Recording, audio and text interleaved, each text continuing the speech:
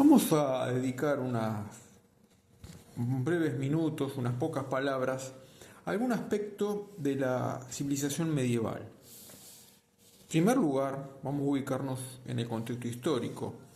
Tenemos la Edad Media, que es el periodo de la historia que continúa a la Edad Antigua y que precede a la Edad Moderna.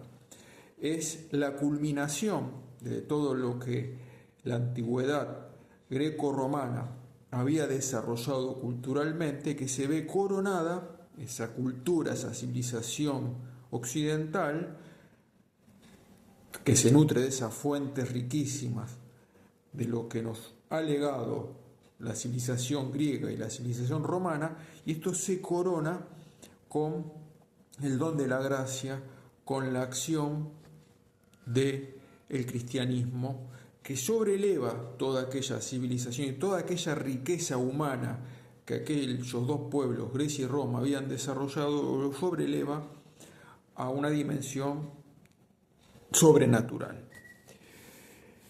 Bien, la Edad Media entonces, con sus claros y sus oscuros, un periodo muy diverso, muchas etapas, distintos momentos dentro de esos 1000 años de Edad Media, del siglo V al siglo XV. Sin embargo, tiene un elemento que unifica a la época, a la cultura y a la civilización, que es la fe de la que se nutre. Una fe que se alimenta de la cultura humanística desarrollada por aquellos dos grandes pueblos a los que ya hice referencia, Grecia y Roma. Es todo una simbiosis que se da entre estos elementos humanos y, podríamos decir, divino. Podríamos mencionar y analizar muchos aspectos de la Edad Media: la cultura, la educación, el arte, la vida social, política, las cruzadas, pero quisiera referirme solamente a un aspecto, a unas características de cómo se vivió la religiosidad, la espiritualidad en aquel tiempo medieval, sobre todo en su momento central, que, siguiendo la obra del padre Alfredo Sáenz, La cristiandad y su cosmovisión, y otros autores, Hilaire Belloc dice lo mismo, y en general los medievalistas, Daniel Robs, sostienen que el momento culmen de aquella civilización humano, divina, entre comillas, que fue el medioevo, se encuentra en los siglos XI, XII, XIII, en la Europa occidental. Se podría hacer muchos otros análisis, hablar del Oriente cristiano, hablar de cómo después se crea una nueva cristiandad a partir del siglo XVI del otro lado del Océano Atlántico, en la Hispanoamérica, pero me voy a referir específicamente a esos tiempos medulares del medioevo, siglo XI al XIII, en el aspecto espiritual y religioso, siguiendo lo que dice el padre Alfredo Sáenz en esta obra La cristiandad. Y él señala que aquella vida religiosa de aquellos pueblos creyentes, crédulos, dirían algunos, de una fe maciza, como las catedrales románicas de las que se empieza a poblar el continente europeo a partir del siglo XI-XII, sólidas, macizas, luego en el siglo XIII las góticas que se elevan a las alturas. Dos metáforas, la solidez y la elevación de la fe de aquellos hombres. Pero digamos algunas características de cómo se vivía la religiosidad. El padre Alfredo Sáenz menciona estas características siguientes.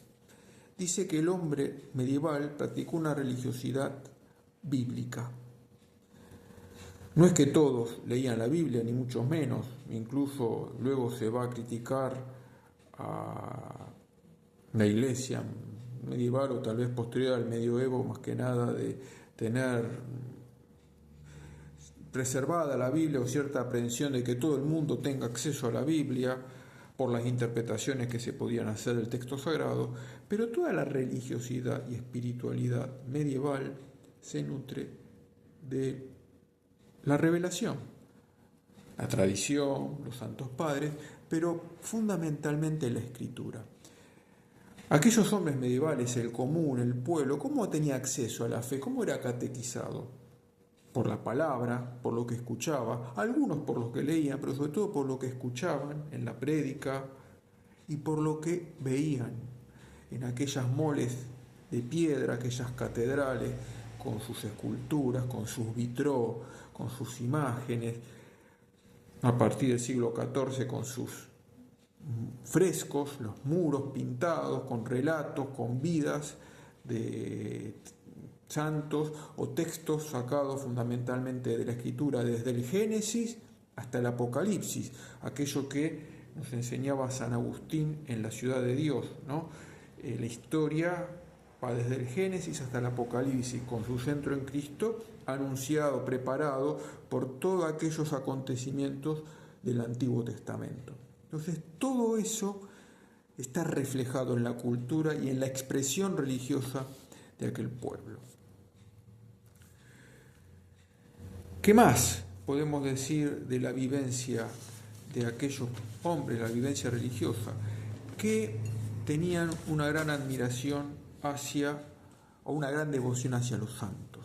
El santo ocupaba un lugar muy importante en aquella cultura, así como el caballero. Los relatos de acontecimientos épicos protagonizados por caballeros, los romances de caballería que se van gestando en aquellos tiempos, van acompañados también de relatos de vidas de santos, estos héroes de la virtud, estas hagiografías, milagros, hechos asombrosos, pero también vida profunda, íntima, mística, que expresaba. Y aparecen los relatos de los santos, relatos que se transmiten en forma oral, pero también grandes escritos, hagiografías, que ya entrado en la segunda parte del medioevo, siglo XII, XIII, tenían acceso a familias de las ciudades, de los burgos, y en familia muchas veces alguno que leía se reunían, no había televisión, no había celular, no había formas de divertirse, en torno al hogar, al fogón de la casa, la chimenea, en las noches frías,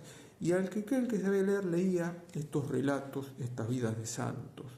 Por ejemplo, una obra muy famosa de aquellos tiempos, Flos Sanctorum, un libro que contenía relatos de vidas de santos. ¿Qué más? Esta religiosidad se nutrió de una gran devoción a Cristo, por supuesto, el hombre Dios, a la humanidad de Cristo, el medioevo, sobre todo después del año 1000. La Edad Antigua, cuando el imperio se cristianiza, los primeros siglos de la Edad Media, tenían una gran devoción, exaltaban mucho la divinidad de Cristo. Eran esos pantocrator, aquellos Cristos en excelencia, en dominio, en imperio, reflejando la majestad. A partir del siglo XII, XIII, se va a poner a hacer hincapié también en la humanidad, porque es esa humanidad a través de la cual lo divino redimió al hombre. Entonces van a aparecer los Belén, la devoción al Belén. San Francisco va a difundir esta devoción al pesebre, la devoción al Cristo en cruz, los Cristos, las pinturas góticas con estos Cristos sangrantes que luego van a pasar al barroco, ya en la modernidad, no tan expresivos, donde se muestra el sufrimiento del hombre Dios en la cruz. Es el hombre, se muestra la humanidad pequeña, humilde, sufriente de este hombre Dios que es Cristo. Y si hablamos del hombre Dios, del Dios encarnado, no podemos dejar de mencionar a la Madre que lo ha dado a luz. Hay una gran devoción a la Virgen, es muy difundida este culto a la Madre del Creador y Redentor.